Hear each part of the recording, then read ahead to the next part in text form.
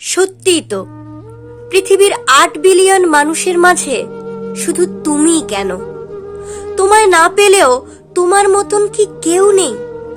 মাথার ভেতর এই একটা প্রশ্নের শব্দ দূষণে আমি স্বার্থপর হয়ে যাই। ঘরের বাইরে পা পড়লেই চোখ আর মন সর্বক্ষণ সজাগ থাকে তোমার মতো একটা কারোর খোঁজে।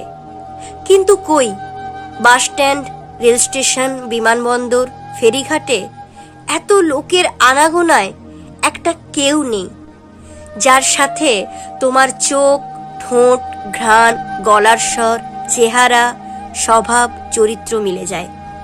আসলে প্রেমে পড়ার জন্য কেউ নেই তোমার মতো।